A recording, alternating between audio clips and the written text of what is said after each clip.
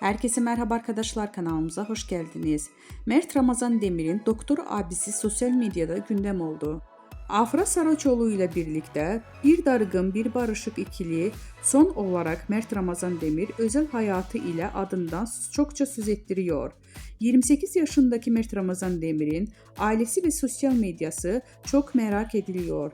Demir'in doktor abisiyle Melik Demir ile paylaştığı kareler ilgi odağı oldu.